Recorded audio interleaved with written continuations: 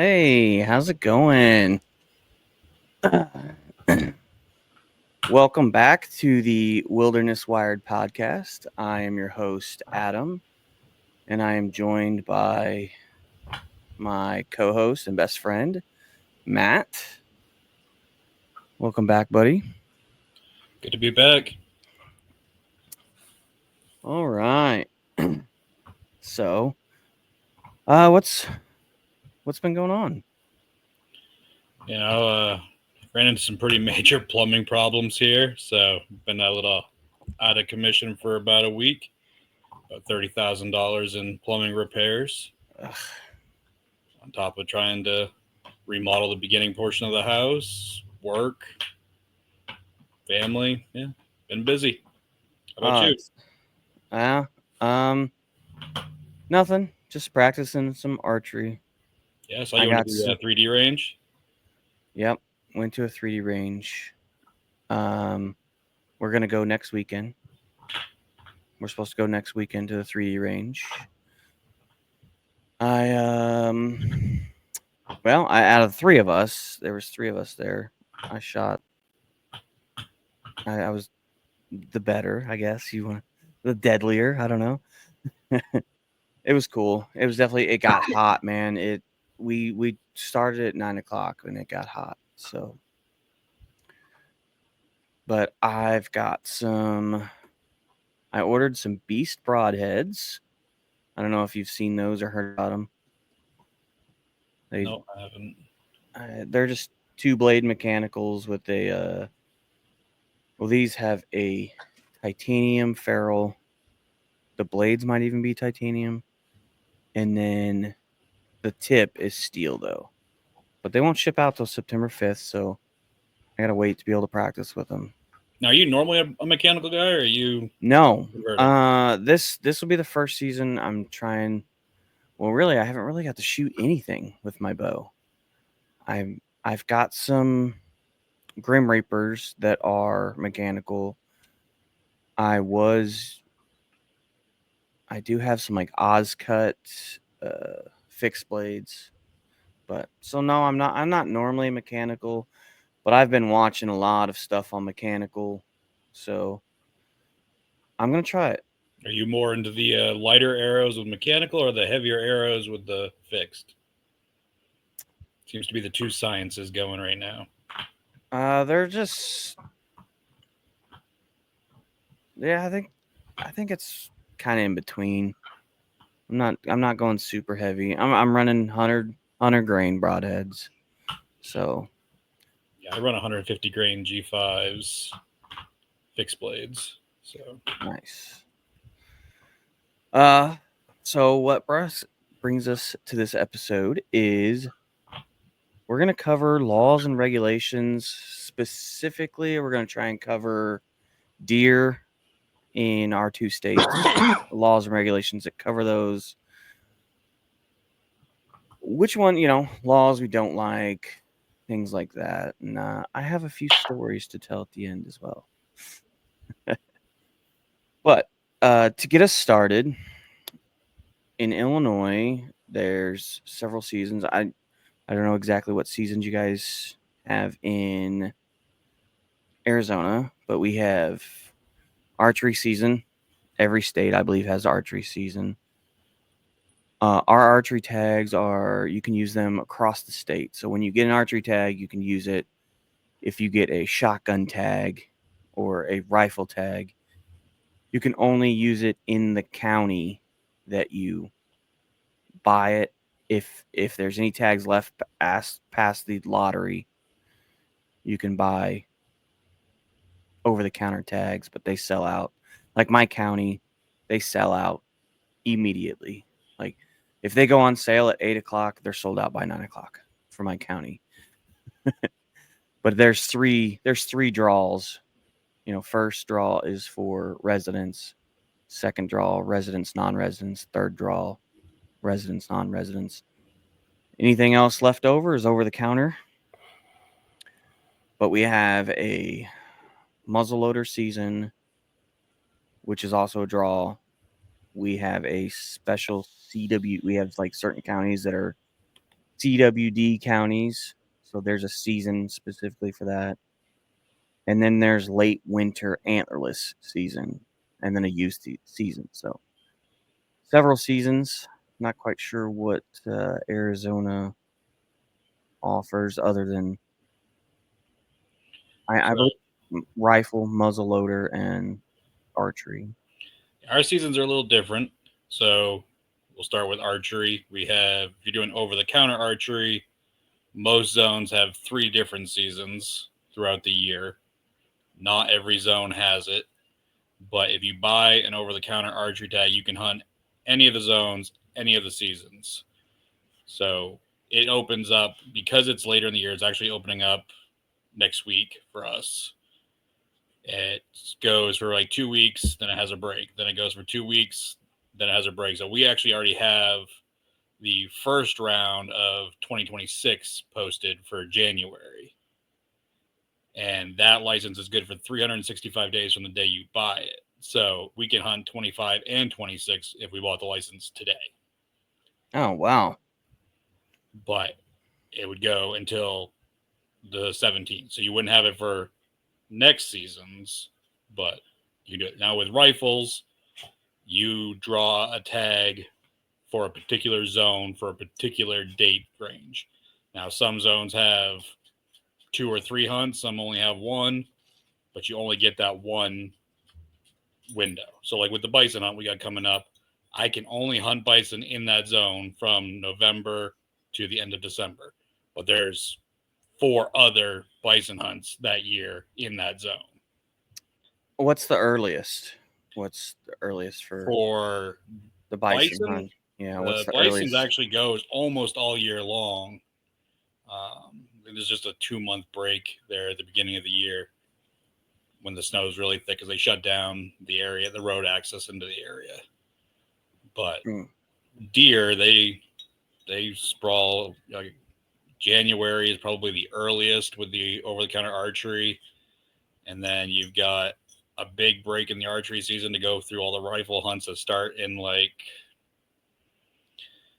February through April, and then we go back into archery.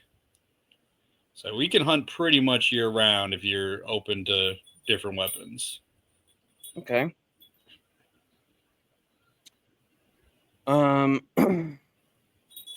Man, laws and regulations. Law, kind of a dry subject, but gotta have them.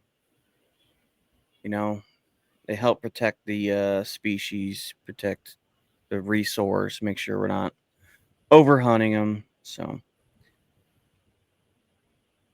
hours, hours that you can hunt. I looked up.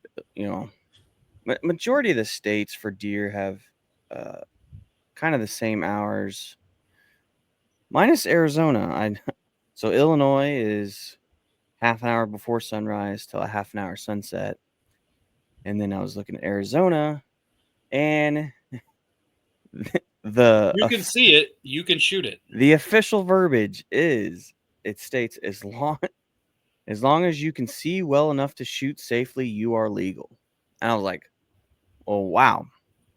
Yeah, I can definitely see before a half an hour before sunlight. Like that was a big change for me growing up in Maine, where again it was that half hour before and after to this. Like, yeah, you can, if you get a good moon, you can hunt early or late. That's pretty cool. That's pretty cool that Arizona doesn't regulate too heavily. You know, they're like, hey, you know, kind of make a judgment call if you can shoot safely. And I was looking at your guys' like clothing requirements. Does Arizona have any clothing requirements as when you're hunting deer? There's no, you don't have to wear orange. Nope, no orange at all. You know, it's again a very different. Most states I've hunted, at the very least, you need the hat. Some places you need a vest and a hat. Some places, if you even need to have it on your pack if you're carrying a backpack. So yeah, so Illinois states, okay, you got to have a solid blaze orange or pink hat. They've changed that in the last decade or maybe even a little longer, but they've changed it to where you can now wear like blaze pink, and then at least 400 square inches of orange. And a lot of packs now are coming out with like a orange cape or whatever, that you can unfold out of the back of the pack for safety reasons. So they're pretty accommodating with that. But yeah, you definitely have to have orange. That's Midwest. I think the Midwest, they kind The of want you Northeast is to. like that too, because growing up in Maine, we had to during bird season you had to have the hat, and during any rifle season you had to have the hat and the vest. Yeah, squirrel season here. You got to have the hat. So,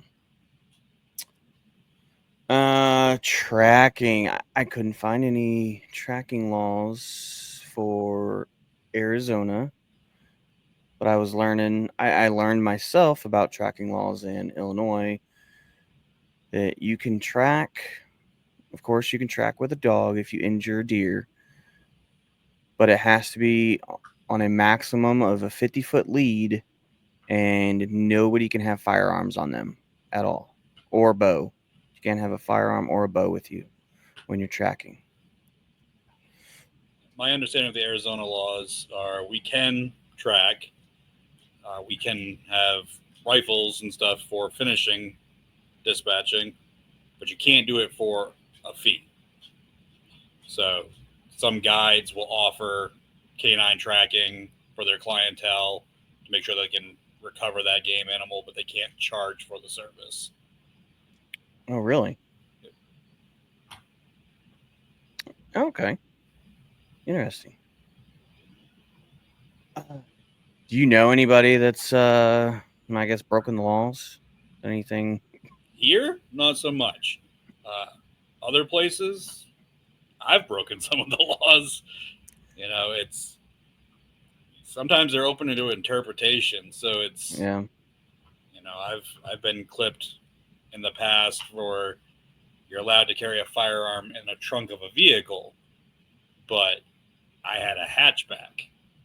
So the trunk of the vehicle and the cab of the vehicle were the same thing. Oh. So I got nailed for that one time for carrying a weapon too close to the ammo in what I deemed the trunk, but because it could be accessed from the cab, I got nailed for it. Yeah, Illinois' gun laws as far as carrying, same thing. Your gun, well, your gun has to be in a case, and then your ammo has to be in a separate case, so they can't be accessed together. And then your bow, they even go as far as your bow has to be in a case when transferred. The purpose of that, I mean, is there people driving around shooting people with bows out of their cars? While driving. I don't. That's a tough one. Yeah, that'd be a feat to see, I guess. I mean, some of the laws they just don't make sense. Growing Yeah, up in Maine, you weren't allowed to hunt on Sundays. yeah.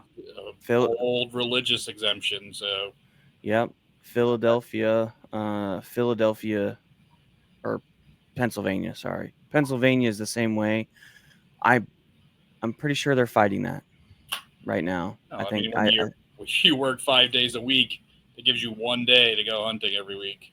Yeah, I'm pretty sure that's in like discussions right now, and it may or may not have already passed. I don't know. I haven't looked into it further because I don't live in Pennsylvania. But yes, I believe they are fighting that. Like, I think in the northeastern states, they're trying to pass that.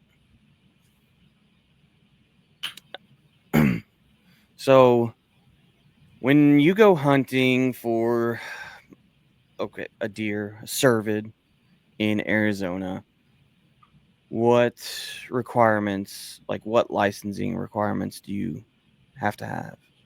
So you got to have your large game license if you're going for deer. You got to have a tag. So you don't have to have a physical tag on you. You can have an e-tag, but I prefer the regular tags. Be able to just connect it to the animal. Don't have to worry about having service or anything like that to be able to pull your tag up. But other than migratory, that's really the only two things you need. Now, to get those licenses, you got to have your hunter safety course between the ages of 10 to 18. But once you cross 18, if you didn't take one before, you're not required to take one at all. Really? Yeah, that's a weird one for me. I've never seen that before. But I haven't either. Illinois, you have to. It's anybody born after 1987, I think it is, 86. You're required to take the hunter safety course. You're required to have a hunter safety course. So no, here, like if I want to take my kids, they got to have one. But if they wait till they're 18, they're set. They're good to go. huh. Dude, Arizona's pretty relaxed on their rulings, huh? Yeah, it's for the most part, as long as you're not out of season, you're pretty safe. So Illinois, you got to have a state hunting license, or the Illinois state hunting license, a habitat stamp, which is, I think it's like, well, it's $5 for residents. They probably up the price to $15 or something like that for out of state. And then you have to have a tag. So out of state, whether you enter the second or third draw and get a tag that way for a county, or you wait at a counter when they go on sale, you have to have a tag. And so let's talk about the bag limits. Midwest versus Western. How many deer are you allowed to take? Just one. Just one. Just one, and it has to be antlered. Really? They don't have doe tags? There's like 2 spots in the entire state that allow doe tags. And they're spots. They're not even zones. They're spots. Wow. See, everybody, like the Midwest, it seems to be that, like, there's kind of, you can only take, so you can take 2 bucks, or antlers. You can take 2 antlered deer a year. Only one can be taken. I think only one can be taken in the archery season, maybe. But you can only have 2 altogether across. And then doe tags are antlerless. So Missouri is antlerless, and Illinois, I actually think it says the sex of the animal. So doe tags. You can have as many as are available. In Maine, growing up, you could only take 1 buck throughout the year. But if you were an archery hunter, there were zones that they called the expanded archery zones, which basically meant you were within city limits. You could shoot as many doe as you wanted to buy tags for. $15 a piece, shoot one, get it weighed, tag it, go buy another tag. Yeah. There was no limit. Yeah, I think I got a buddy, I think maybe a year or 2 ago. He had an awesome season. I think he took 6 or 7 deer. He only hunts archery, and he got a buck, and then I think the rest were does. But yeah, it was nuts. So, and then you have, of course, the CWD. So you have your limit, which as far as antlered goes. Now, that doesn't include CWD. So if you go to a county that has a CWD season, you are allowed to take a third antler deer because they don't. I guess taking CWD is kind of like a culling thing. It's not so much because they don't expect you to eat it. So it's more of a culling thing.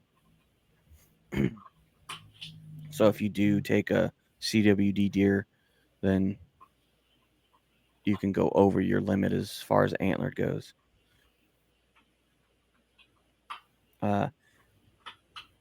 No white deer. You cannot shoot white deer in Illinois. No matter what season it is, if it's all white. So albino deer.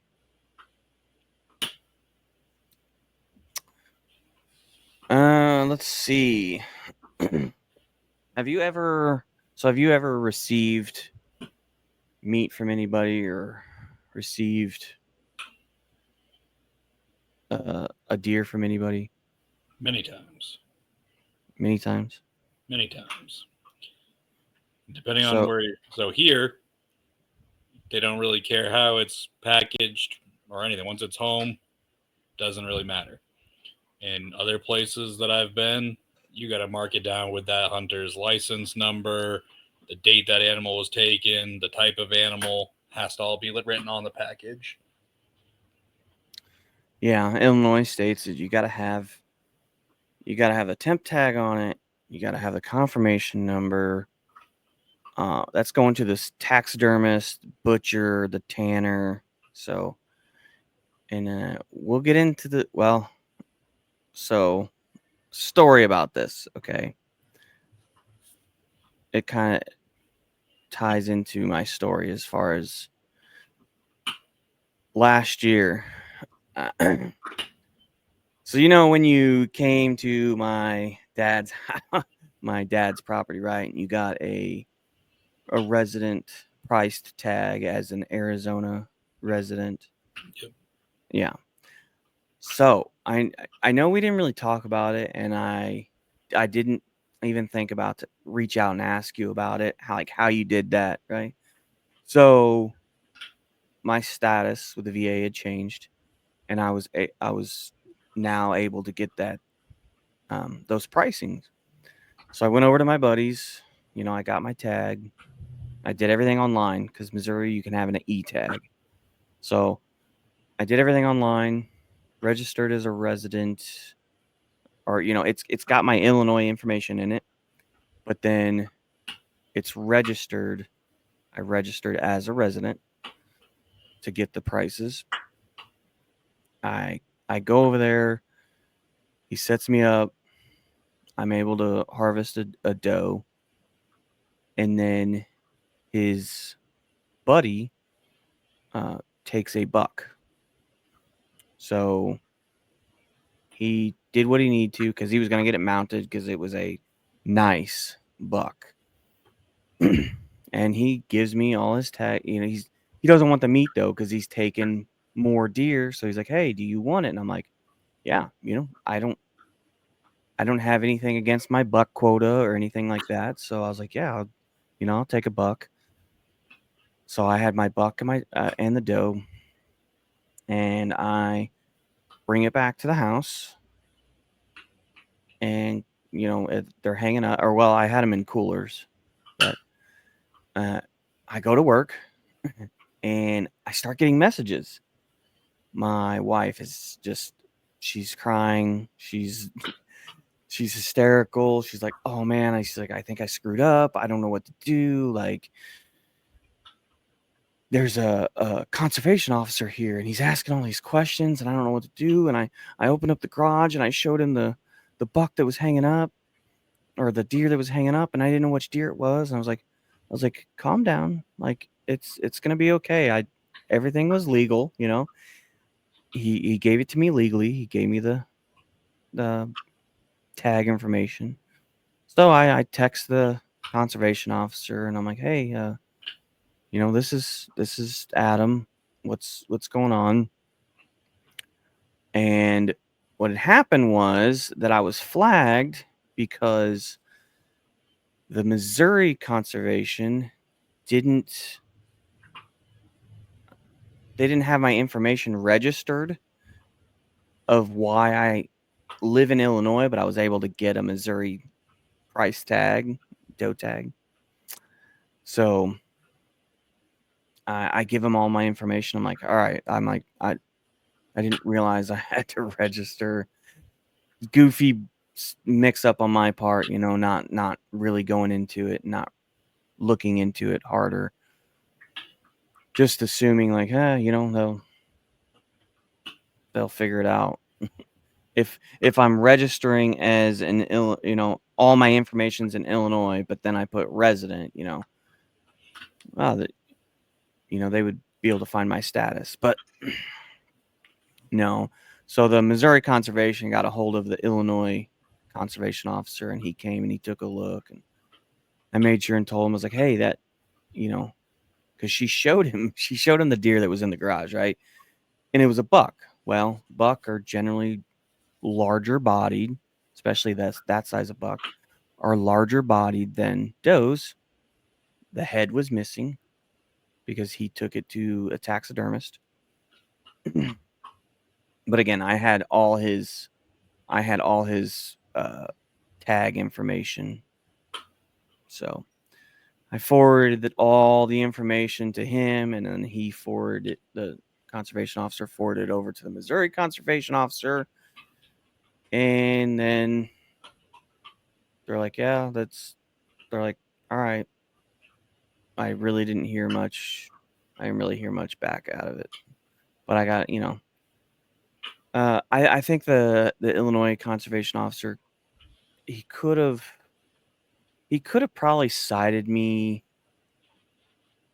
if he wanted to. It was a weird situation. So in Missouri, you're not allowed. They don't want you to take the spine out of the state or out of the county. They don't want you to take the spine, because that's the spinal fluid and things are generally what carries the CWD. I think the spine leading up to the brain, So they don't, because of CWD, they don't want you to take the spine out. So I guess the one deer, the buck I didn't have time to cut it up. So he could have probably cited me for that. And then there was no genitals attached to either deer. There was no genitals attached. So he probably could have cited me that, because he's like, yeah, you got to have the genitals, like take pictures and send me the genitals. And I'm like, well, that's weird, because it was Missouri tags, and Missouri tags state antlered and antlerless. They don't say male and female. They don't say buck and doe. It says antler and antlerless. What I'm getting with that is that you can have an antlerless buck, so the genitals don't matter. You know what I mean? So it was a weird situation. Nothing came of it. Not even really a warning, or it kind of opened my eyes a little bit, but like be a little more careful, do a little more research. So I got lucky on that part, but everything is registered now. I'm going to be going back to Missouri this season on that same property. So, but that'll be fun. Make sure you send them your VA letter this time. I've already registered everything with them. I registered that day, or I gave him as much information as I could through email or through texting, and then pictures, and then emails. And then I was like, hey, when I get back home off of work, I will send you my VA information. He's like, all right. I sent my VA information. They sent me an email back confirming that I'm now registered with Missouri Conservation.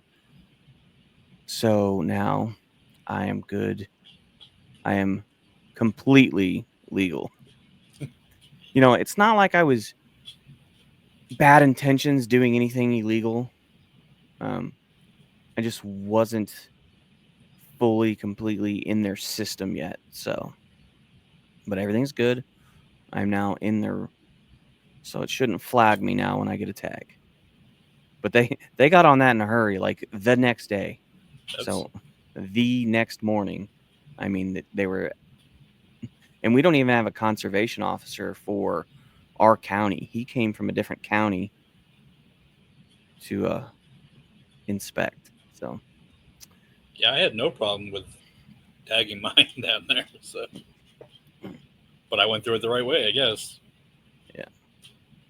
Now, did you use the e tag for yours, or? Yeah, that it's all done on the Missouri app. Yeah, I that's how have I did mine, too. the Missouri hunting app, so everything's done through that. They make it super simple. You don't have to have paper tags in Missouri. So, but yeah, in Illinois they do antlered and doe tags or something like so. They label their tags a little different than Missouri, which kind of stinks. So, you got to be careful as far as transferring across state lines. But a lesson learned. I've that is my second time with a conservation officer. We will get into the second story in a little bit. That was more. I was a little bit younger, so. What? So we know Arizona doesn't harp on laws and regulations. So Illinois deer season, the laws and regulations governing what you can and can't use for deer sucks. I'm gonna be honest, it sucks, man. I actually have quite a bit. So they just passed recently in the last 3 years, that you can use centerfire rifles for hunting deer. It's been shotguns only, shotguns and bows and crossbows up until recently. And they just passed the centerfire rifle, but it's single shot. You can only use single shot centerfire, or you have to convert whatever kind of rifle you have to a single shot. So you have to get what's called a sled to replace the magazine, so you can only fit one round in at a time. I think it's goofy. It's a goofy rule.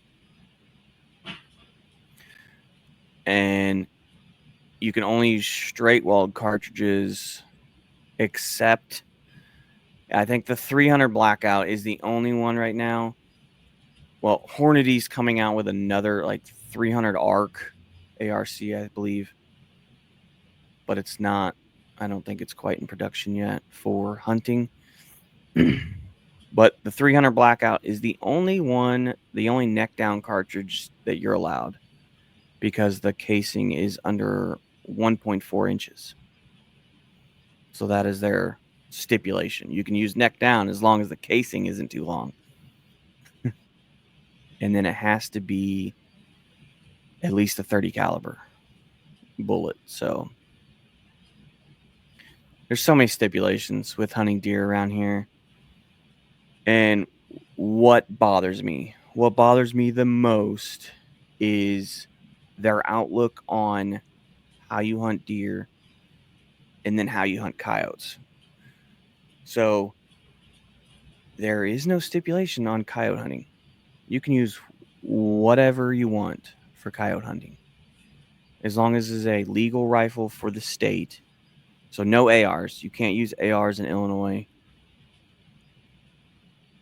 Well, I guess you're not allowed to buy new ARs now. I guess you can use an AR for a coyote prior to this recent law as long as you registered with the state. So no new ARs. So to be honest, I just say no ARs really, because you can't buy them anymore.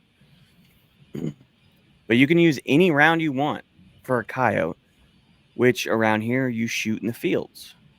So I can use a 30-06 for a coyote that I shoot across the field, which seems to be their whole worry that, oh, we don't want to use higher caliber, long range calibers for deer because we're afraid that, oh, it's too flat around here, we're going to hit somebody or hit something.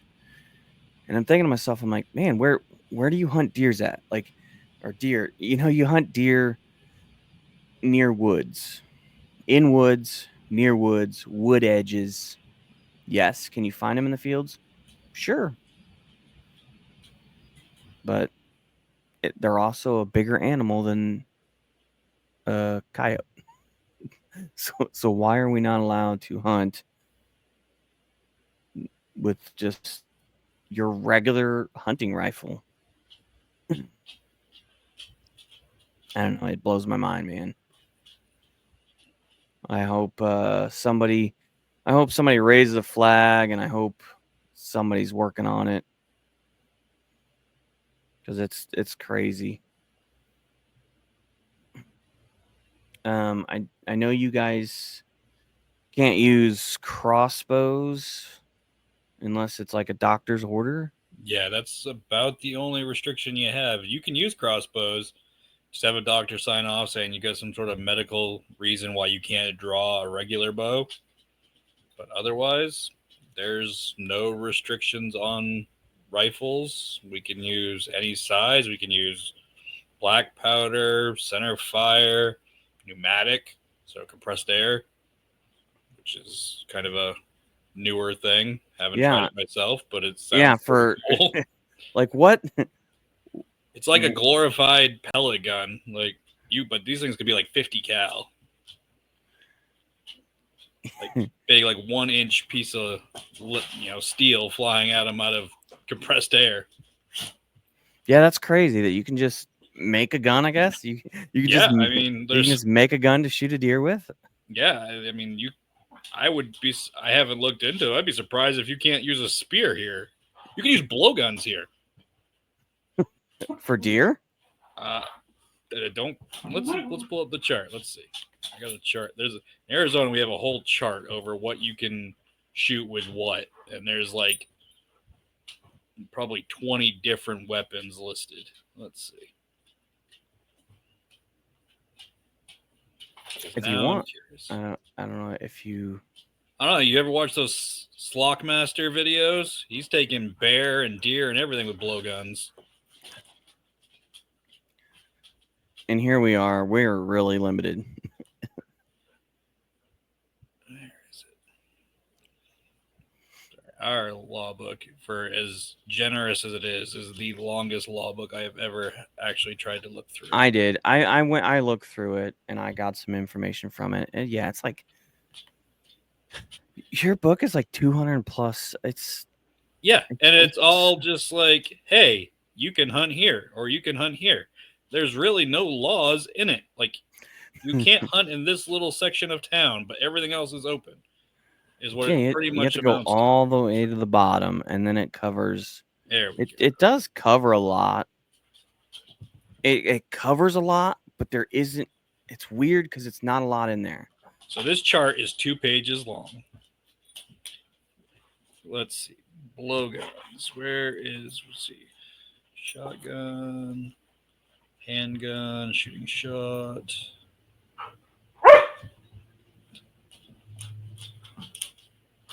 Yeah, I thought it was weird that you guys didn't have any caliber restrictions, I don't even think shot restrictions, like shotguns, for instance. No, really the only rifle restriction is most of it has to be bigger than a 22 mag. And even some things you can hunt with that. It's really based on the animal itself. I cannot find. I think it falls under the pneumatic weapons category, which means yes, you can use it for just about anything. So pneumatic weapons can be used for all small game, and then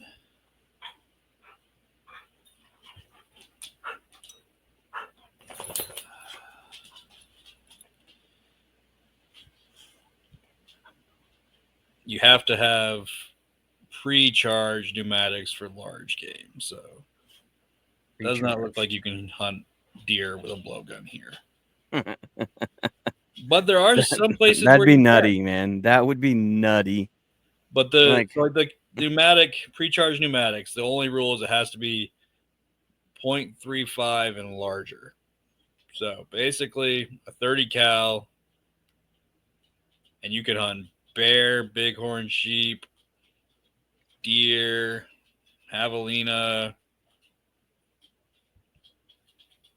you'd be a wild man. That's wild right there. Here I am. I'm trying to get my first deer with a compound bow, 60-pound draw, and you got people hunting with all kinds of things, atlatls. We do have alternative. We do have our alternative methods. So you can hunt with pistols. They have to be so big. You can, hunt with, I think, atlatl and stuff. But yeah, they really harped on the center fire rifle. Like, they put a lot into it. The inches for the bottleneck cartridge casing. It has to be a 30 caliber. It has to have at least 500 foot-pounds of energy at the muzzle, and that has to be on the box. So no, you cannot reload your own stuff for, I don't know if a lot of people do reload their stuff for rifles, but Illinois is kind of no. Out here, that's common practice. I mean, there are people using custom hot shots out here. I mean, well, some of these shots are getting taken at 700-800 yards. So everybody's got their own little concoction that they like to use. I just buy it out of the box. That would definitely be a law of mine, or law that I just dislike. I super dislike that, because growing up in Missouri, I mean, I was a rifle hunter. My dad didn't bow hunt, so I really never got into the bows when I was a kid. And so I was always a rifle hunter. I don't even think I used shotgun. My first rifle, 30-30 lever action. And then I've had a Browning 30-06. And I'm trying to think what else. The Savage. Oh, the Savage I had up in New York that was trash. But I just always been a rifle hunter, so it was kind of upsetting to come to the state and realize, yeah, you got to try and shoot slugs for a distance if you want, if there's a field that you want to try and shoot across. So that kind of stunk. So it's definitely a archer's. They kind of cater to the archer a lot. The season's decently long, so they give you plenty of opportunity, I guess. But I'm hoping, man. They work it out and somebody says, hey, this is this is kind of ignorant that you can hunt a smaller animal with any caliber you want any time of day. Well, as long as it's hunting season, when it's hunting season, you can hunt them at night. Outside of hunting season, you can't. You can only hunt them till like half an hour after sunset. But I'd throw that law out. Like it doesn't make sense. I don't know of any cases of guys being shot in Illinois from long range. So I don't understand where that came from. Why they decided, oh, we're flat, but other flat states are fine. Other flat states don't seem to have. I think it's, I don't know, is it a northeastern thing? They kind of limit. I know there's a few other states that limit like to shotguns or straight walled cartridges, but I don't know. Maybe it's just where I live. Maybe the environment where I live would support rifles, but other places maybe it's more field. I don't know. Okay. You got anything else? Because I have one more story to tell. Since we're on laws and regulations and what you should be paying attention to. You got anything else? I got one other story about laws, but it's more of an identification than a Go law. for it.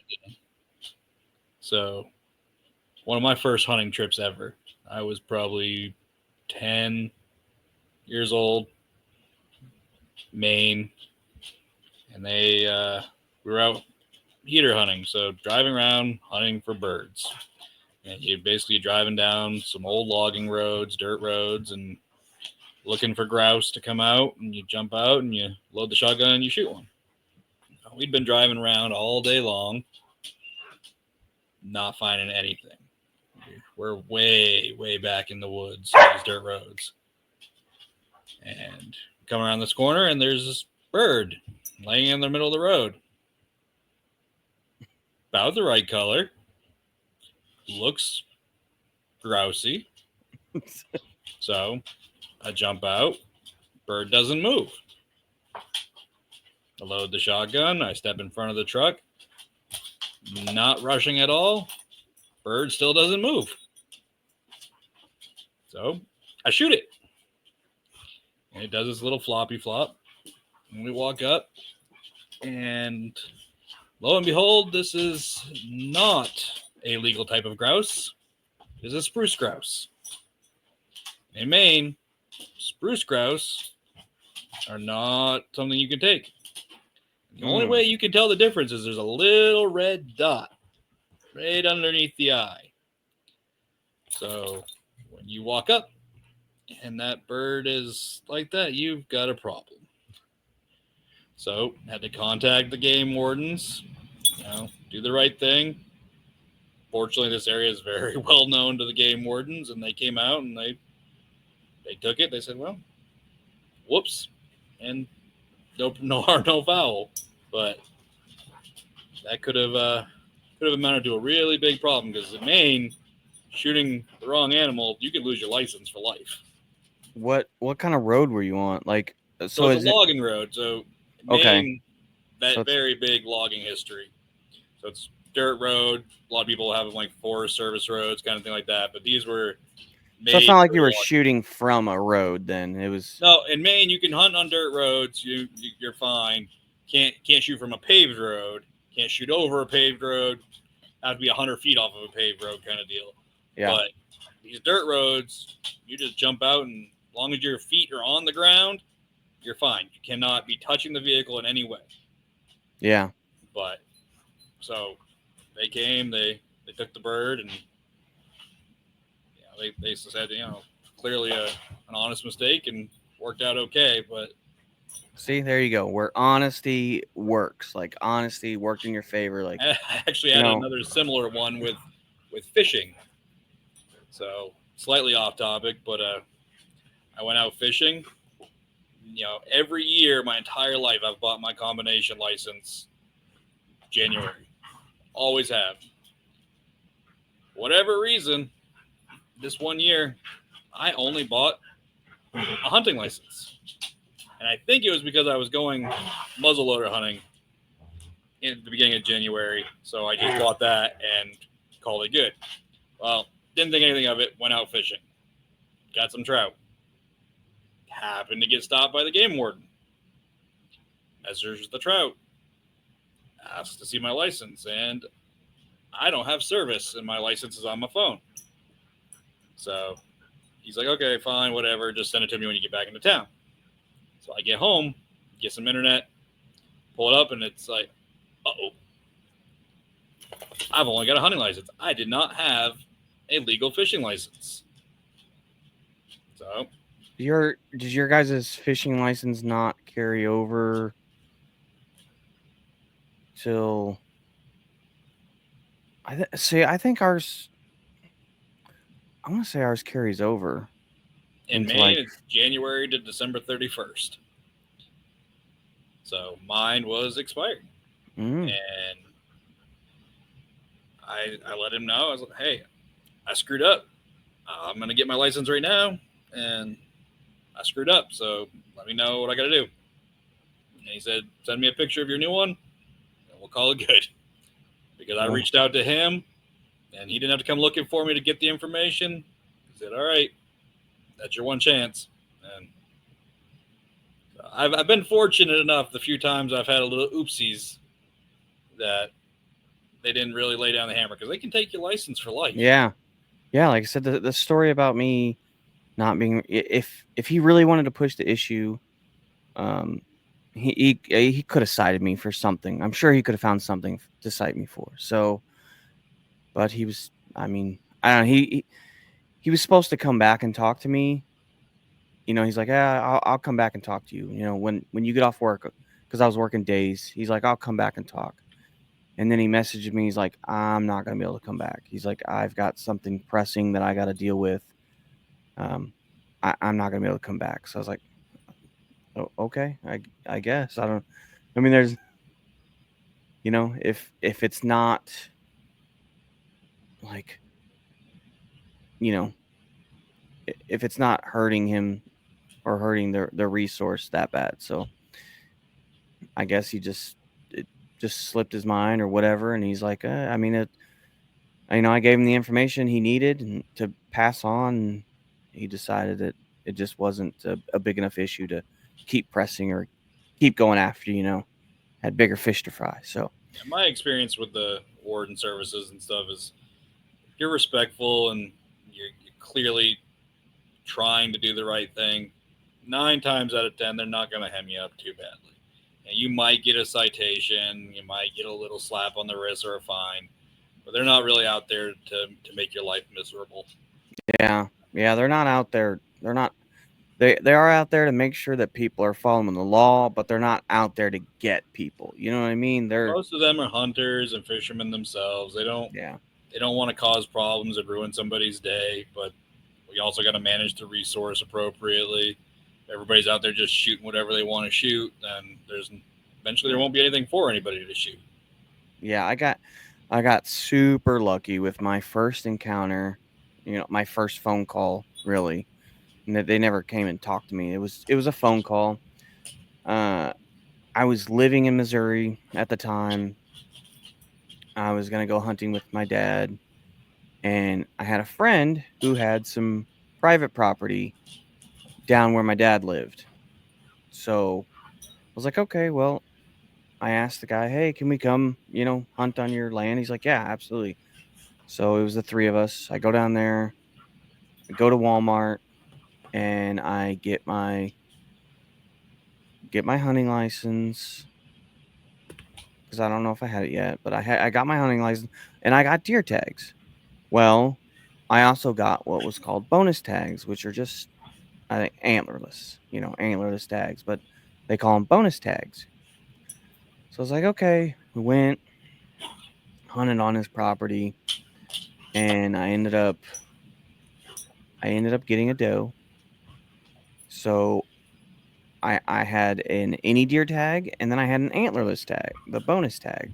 So I was like, okay, well, I got a doe, so I'm gonna put this on the bonus tag. So I tag it with the bonus tag online, registered everything, and then I get a call from the game warden. And he asks who I am, give him my information. He's like, "Do you know the county that you registered it in? They don't have bonus tags, so you had illegal, like wrongful tagging of this deer." I was like, "Oh, I didn't know because the county that Walmart was in is right next to the county that my buddy's private property is in. So I just crossed county lines, right? But in Missouri, I mean, when you get a tag, it's not as long as that county has those type of tags, you can use a tag anywhere in the state. So I was like, oh, I bought it in this county, but I went and hunted in this county, not realizing that that specific county doesn't have bonus tags. So he's like, well, here's what I'm going to do. He's like, did you kill another deer? And I was like, no, I only got the doe. He's like, all right. He's like, your any deer tag is still active. He's like, I'm going to move this doe over to your any deer tag. And I said, oh man, thank you. I appreciate it. He's like, this is your warning. Be careful. Make sure you pay attention when you're buying tags, what county you're going to go hunt in, and make sure the regulations, So, man, you really have to pay attention when you buy tags and when you're going to these different counties. If you can go to other counties, Missouri, archery tags in Illinois, you really need to pay attention and look up the laws for that county to make sure that you're going to be legal. If you take a certain type of deer or a certain amount of deer, you need to make sure that you're legal. So I got lucky though. I got the warning. He moved it over. I was like, well, that's my season. I'm done. I used my bonus tag. He put it on my any deer tag. I was like, that's fine. The season's over. It was for rifle season anyway, which is a week long. So it wasn't the biggest, it wasn't heartbreaker for me. I was like, I got a deer, so I'm happy. I'm happy I didn't end up with a fine. I got a stern warning. So those are my two instances, and that was 10 years ago. I mean, yeah, I'm 10, 11 years ago or so. So it was pretty long ago that I had that first encounter, and then this encounter. Both encounters with Missouri. Yeah, all mine were in Maine and one in New York. But, yeah, that you just got to follow laws, man, and you got to pay attention because they can take anything and everything from you. So they can make it to where can't hang out with people that have guns. You definitely don't want to become a felon off of it because it can turn into a felony if it's egregious enough. So You know what? That brings up a law we should discuss. Felonies, you lose your ability to own a firearm. But in most states, you can still utilize a black powder rifle. really, Yeah, it's a very interesting one. Apparently, and actually, you can go buy in a lot of most places. You can go buy a black powder rifle right over the counter without the background check and everything. For whatever reason, it is not considered a quote unquote firearm. Hmm. I'll have to look into that. It's a weird loophole. Like there's totally combustion involved. I'm not understanding why, but there are most of the time felons can utilize a black powder rifle or shotgun or handgun for the purposes of hunting. Hmm. In fact, I that show know. Life Below Zero, there was a guy on there that he wasn't allowed to own a normal rifle for a period of time because of that. He was able to hunt with a old school black powder. Wow. I didn't know that. Yeah, I really haven't. it's weird. I know that like Missouri, Illinois, if you're a felon, no guns whatsoever, and but you can use compounds, so they don't completely take hunting off of the table, but it definitely limits. It limits your range capabilities, but it doesn't necessarily get rid of your ability to hunt. So you have to get really good with a compound, though. But anyways, um, this is part. So this was part one of our laws and regulations. We do have another part that's going to come out, and that's going to cover ducks and turkey. Uh, that's pretty much the three. I feel like that's the three largest for Midwest anyway. I know that you guys got crazy amounts of game out there, so it Yeah, the might not laws be. don't change here. That's the thing is the laws, the seasons are different, but that's we can use basically anything we want. What And are your large like? If you had to name the top three game animals for Arizona, what would you say the top three are? probably mule deer, elk, and then I would probably say pronghorn is the next biggest. It's got a tight lottery, but it's it's a pretty popular one. But we also have bighorn sheep and bison and like all these other crazy limited but still very popular hunts, and they all pretty much have the same laws. You know, Yeah, identification and have fun. yeah, Midwest deer, whitetail, turkey. Turkey's massive, and then when you're getting into flyways, ducks. Duck is a whole culture, man. That's a huge culture in the Midwest. So Get you down got here, like we have duck hunting, and there are some areas where the migrations come through and you could get a pretty good hunt, but most of it is just incidentals, hopping tanks. So they go out to the cattle tanks, and that's where you find them. yeah, But turkeys, we have turkey seasons, just like 2 weeks, but we have them, but they're few and far between. Realistically, the tags are also lottery unless you're an archery hunter, and archery hunting is tough out here. Like it's very difficult to get within bow range of things. It's not impossible. People succeed at it every year, but I'm not one of those people. yeah. I feel like it's a little easier here with the woods, Well, you're and not getting a tree stand in here out here very often. Like there are yeah. a select few places where you could get a tree stand or a blind to work, but for the most part, it's spot and stock. Which I'm not opposed to. I like the idea of spot and stock, but I like the idea of getting Trevor out here so he can show us how it's done because I'll be the pack mule. That one will be an entertaining adventure. oh, for the Yeah, archery elk. yeah, we'll get him archery elk out here. There's some good spots. Even a mule deer. I bet he'd have a blast going after a muley.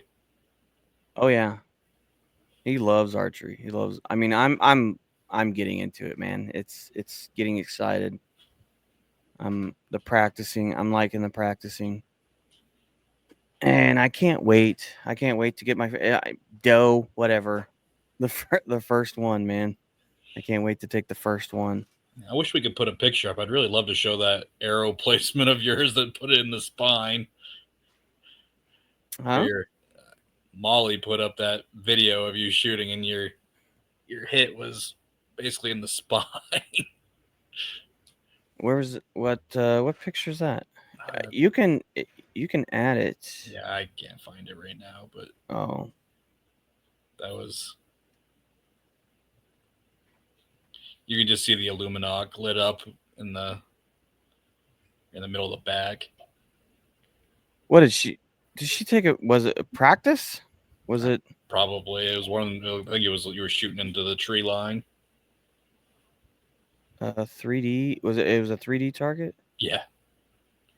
Oh, that you see okay? Is it a picture that was recently posted on Facebook? Yeah, it was like yesterday. And you saw? Did you? It was a red Luminoc. Yeah. Okay, that wasn't my arrow. Oh, okay. that was. There was three of us. Better shot, and that was the placement. there was three of us shooting. One guy was using lighted Nox. So if it was a red Luminoc or whatever, yeah, that was a different guys. But I mean, I had a couple bad shots on some targets, but no, he didn't get any pictures of me really because him and I were like shooting right after each other. But he took pictures of Trevor shooting. So yeah, I got to get out and try one of those ranges. Those look like a lot of fun. Oh man, it's so fun. It was just so hot. It was. Tell me about it. It's been 120 degrees here, man. Yeah, it sucked. Like, it was okay at the beginning when we started at 9, and then started to warm up 10 o'clock.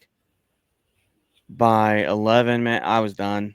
Like, we were supposed to go back through the course because it's 14 targets, 28 shots. We were supposed to go back through the targets. I was like, nah, I'm not doing that. I'm did what I wanted to do. I came out here. They score by IB something. It's whatever, some kind of official scoring. But it's an honor system. But the three of us were doing it together, and so you have a 12 ring, 10 ring, 8 ring, and a 5. So I think I only had like 112, but a lot of 10s, a couple 8s, 1 5, and then towards the end, very end, were the 40 and 50-yard shots. I got 0 points. I hit the target, but I didn't hit the target block or whatever on the animal. It was a dinosaur. And then I hit low on a ram at like 40 yards, but it was you're up a hill 20 yards and it's down a hill and then on the other side. So it was a unique shot. I definitely needed it. I definitely needed that elevation changes because we shoot in Trevor's backyard and it's straight distances. He's got some 3D targets, block target and stuff, but it's all straight range. So I needed to practice on being able to shoot. There was a lot of uphill, a lot of downhill shots. So it was cool to go to. We're going to do it again. We'll probably continue to do it. So, all right, buddy. You got anything else for us? You got anything other than laws and regulations? Anything? No, I'm just hoping this temperature drops soon. Bear's been open for a week now, and I'm not going out there. You got a bear tag? Hey, or you just they're over the counter, so I can hunt bear year round. Well, not quite year round, but pretty close to year round. But it's been averaging 112 to 119. I'm not going and stomping around in that. Yeah, that's right now. We got squirrel season going on. It's just darn hot when it's 95 degrees out, 93 degrees out. It's like, I'm big. It was hard to find the gear that I got for summer. and it's still not good enough. There's nothing that prepares you for 93 degrees. So The bear hunting out here is way out in the middle of the canyons, and by the time I get one packed out, if I did get one, it's gonna spoil. So we've got turkey, or not turkey. We've got teal season coming up. And even that's early September, so you're only talking weeks away, and it's still going to be hot in September. Like, so it's like, man, we want to get out there. God, I want to chase teal so bad. I want to get the ducks rolling, but it's like, man, I don't want to put on waders at 85, 90 degrees. I've got the itch bad. It's that time of year where it all starts to like, I'm on fall. But yeah, fall's where it's at. I can't hunt right now. I'm just hoping it cools off, man. I'm probably gonna I can pray and hope. Give in and do it pretty soon. Like I've got that itch where I got to get out and at least do some scouting or something. But it's just so hot.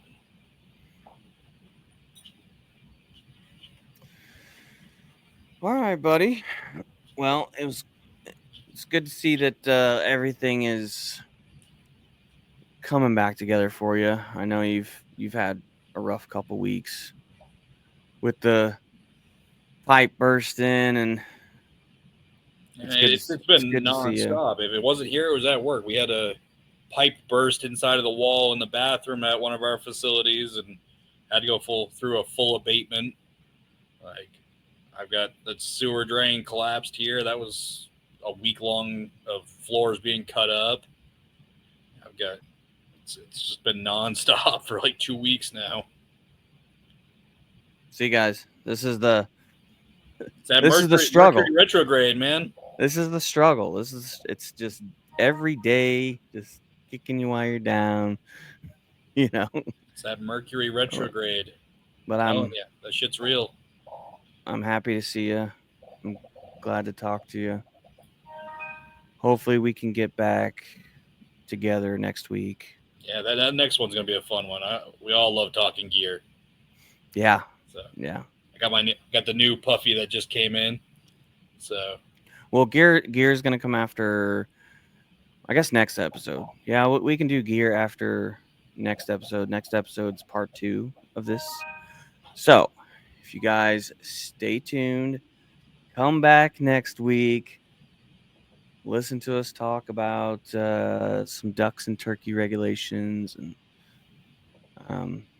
maybe we'll have, I know I got a little bit of a story coming up on that one. But thanks for joining. Again, this is the Wilderness Wired podcast. I'm Adam, and this is my best friend Matt. And we will get back at you later. Thanks for joining.